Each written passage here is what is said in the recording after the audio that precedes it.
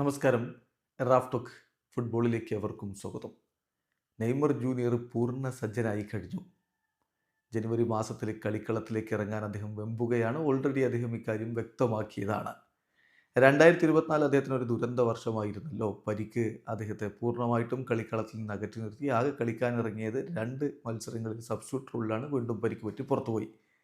ഇപ്പോഴിതാ അതിൽ നിന്നും പൂർണ്ണമായും മുക്തനായിരിക്കുന്നു. അൽ ഹിലാലിന് വേണ്ടി അദ്ദേഹം 2 ഫ്രണ്ട്ലി മത്സരങ്ങൾ കളിച്ചു കഴിഞ്ഞു. ഒന്നൊരു അക്കാഡമി ടീമിനെതിരെയായിരുന്നു. 60 മിനിറ്റ് അദ്ദേഹം കളിച്ചു. പിന്നെ ഇന്നലെ അൽ ഫൈഹയ്ക്കെതിരെ നെയ്മർ കളിച്ചു എന്ന് മാത്രമല്ല, നെയ്മറാണ് അൽ ഹിലാലിൻ്റെ 2 ഗോളുകളുടെയും പുറകിൽ. ആദ്യ ഗോൾ നെയ്മർ ജൂനിയർ കളിയുടെ 30-ാമത്തെ മിനിറ്റിൽ നേടിയതാണ്.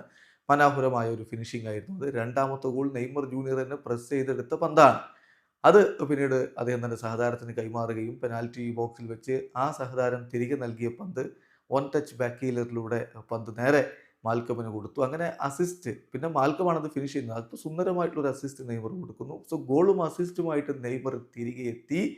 അദ്ദേഹം പ്രശ്നമൊന്നുമില്ലാതെ മത്സരം പൂർത്തിയാക്കുന്നു. സോ ആരാധകർ പ്രതീക്ഷയിലാണ് നെയ്മറുടെ തിരിച്ചുവരവ്. ഇനി എന്ന് നെയ്മർ ജൂനിയർ ഒഫീഷ്യൽ മത്സരം കളിക്കുമെന്നുള്ളതാണ് അറിയേണ്ടത്.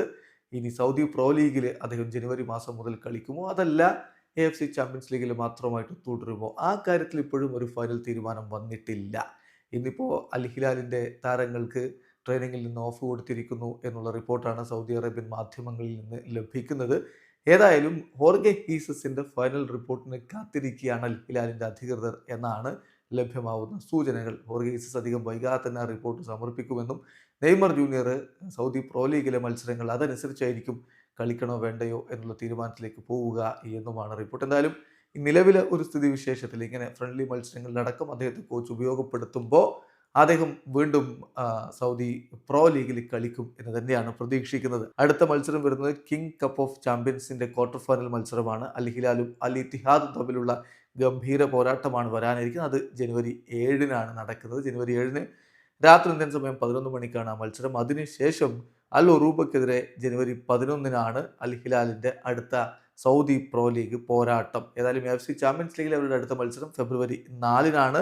പേഴ്സ്പോൾസിനെതിരെയാണ് ആ കളി വരുന്നത്. നെയ്മർ ജൂനിയർ ഇതാ കളിക്കളത്തിലേക്ക് മടങ്ങിയെത്തുന്നു. അദ്ദേഹം ഫ്രണ്ട്ലി മത്സരത്തിൽ പൊളിച്ചടുക്കിയിരിക്കുന്നു. ഇനി ഒഫീഷ്യൽ മത്സരങ്ങളിലേക്ക് ആരാധകർ വലിയ പ്രതീക്ഷയിലും സന്തോഷത്തിലും ഒക്കെയാണ്. വീഡിയോ അവസാനിക്കുന്നു. ഫുട്ബോൾ ലോകത്തെ കൂടുതൽ വിശേഷങ്ങളുമായി റാഫ് ടോക്സ് വീണ്ടും